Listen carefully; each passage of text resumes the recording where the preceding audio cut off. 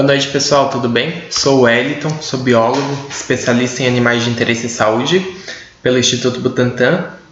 Infelizmente, eu não posso estar aí com vocês hoje, houve um imprevisto, mas eu vou apresentar para vocês um pouquinho sobre os aspectos da biologia reprodutiva do lagarto teiu, Salvatore Meriani.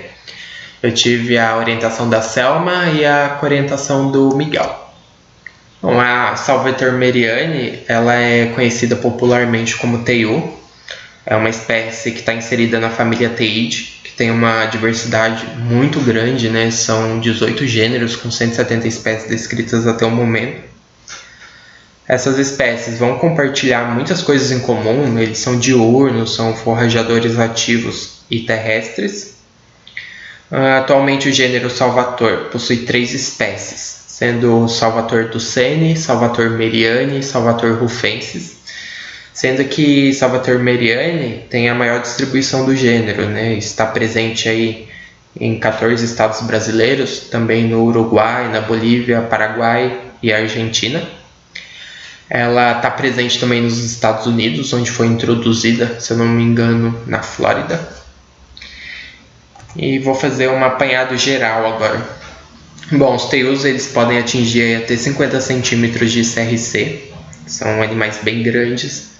Eles são onívoros, vão cobrir aí uma grande gama de alimentos. São ótimos dispersores de semente e são utilizados pelos humanos, né? Para alimentação, o couro também é muito utilizado, a gordura, e o animal está aí no tráfico, né? Que não é muita novidade.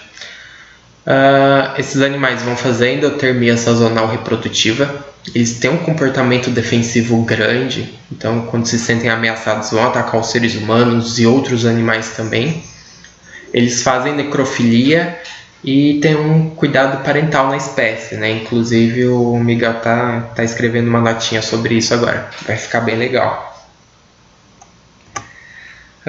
Falando um pouquinho da atividade reprodutiva, geralmente esses animais eles vão hibernar no inverno, vão emergir das suas tocas no início da primavera, vai ter combate entre machos, vai ter a cópula ainda na primavera, a postura de ovos no final da primavera, vai ter o nascimento dos filhotes no verão e eles voltam a hibernar no inverno, né? Então é bem sazonal a atividade reprodutiva desses animais.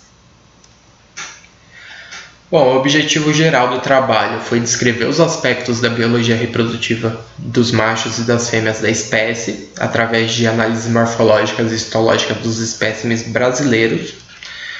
Nós quisemos aí determinar o ciclo reprodutivo dos machos e das fêmeas, identificar os sítios de estocagem de esperma, determinar com que tamanho os machos e as fêmeas vão atingir a sua maturidade sexual e identificar o dimorfismo sexual no tamanho do corpo.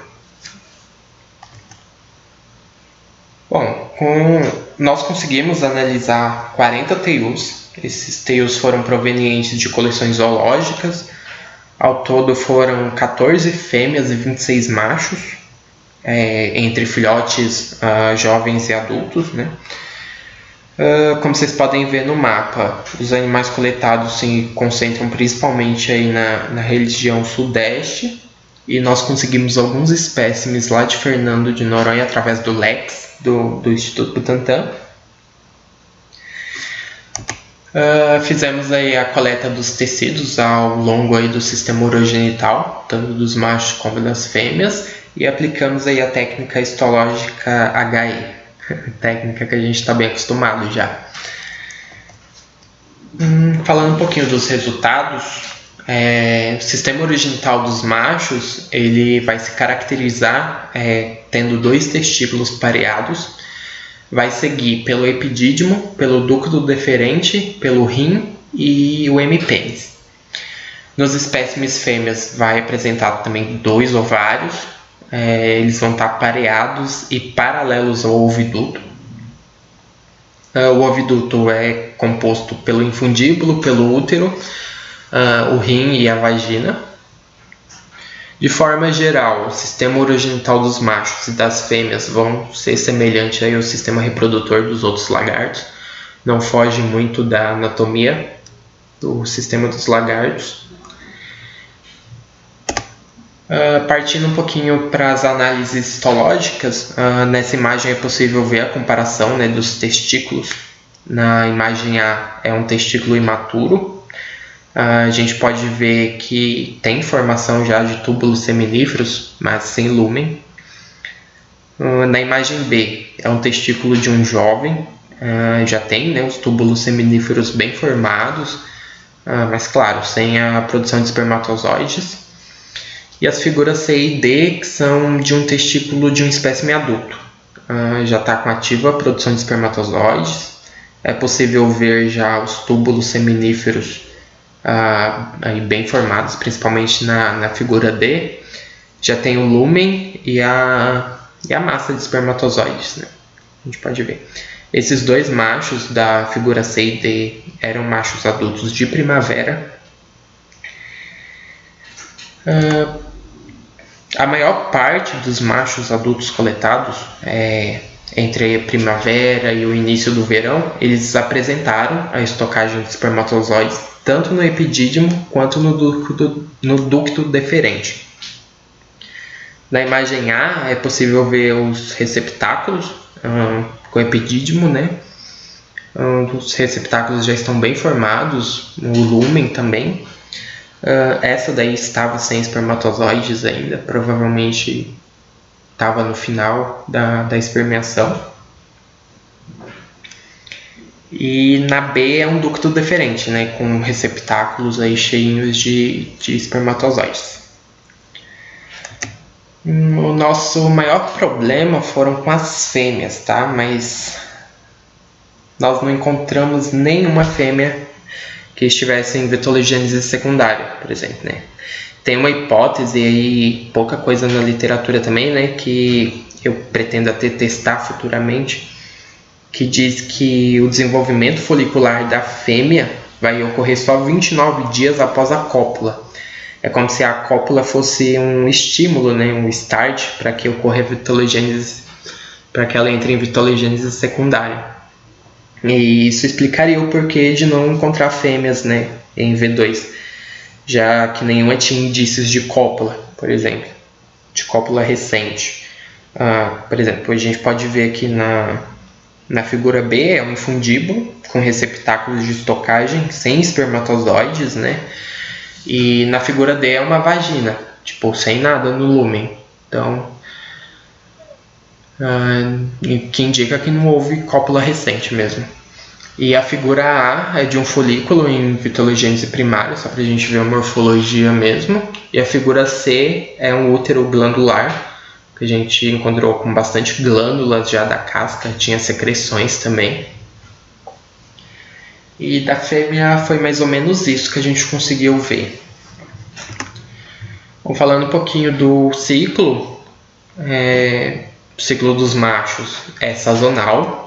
Ele vai se caracterizar por uma estação reprodutiva de acasalamento entre os meses de setembro a dezembro. Nessa época dos nossos animais a gente observou os machos com uma alta produção de espermatozoides. Vai ter também uma estação pós-reprodutiva, né, nos meses de março a maio, onde o testículo começa a entrar em recrudescência, né, e vai cessar a produção de espermatozoides. E depois disso os machos entram na dormência, nos meses de maio a setembro, que é o período aí do inverno. Nós não conseguimos observar a sazonalidade no ciclo reprodutivo das fêmeas em si, mas a gente pode caracterizá-lo como sazonal, né, já que não encontramos nenhuma fêmea com desenvolvimento folicular em V2. Falando um pouquinho agora do dimorfismo sexual, infelizmente nossos dados para o dimorfismo sexual do tamanho do corpo não foram significativos. O nosso tamanho da amostra foi muito pequeno para isso, mas a gente consegue ver esse dimorfismo principalmente pela hipertrofia dos músculos pterigomandibulares, nome difícil, nos machos, né? Então você vê que esse músculo ele é bem hipertrofiado nos machos, aqui na figura A, em relação ao músculo da fêmea. Então, nos machos, quando você olha, você vê que o pescoço dele forma mais ou menos uma papada. Então, é bem maior do que o da fêmea, que dá a impressão aí do macho ter a cabeça bem maior da fêmea. E isso é a forma mais utilizada de diferenciar aí o sexo, né? Principalmente dos adultos. Vamos falar um pouquinho das conclusões. Os machos de Salvatore Meriani vão apresentar a maturidade sexual com comprimento rosto-cloacal aí de 250 milímetros de comprimento. Nós não conseguimos o da fêmea, né? Porque a gente não encontrou nenhuma IV2 para ter certeza de que ela já era madura sexualmente. O pico espermatogênico vai ocorrer aí no período da primavera, assim que os níveis de testosterona se elevam.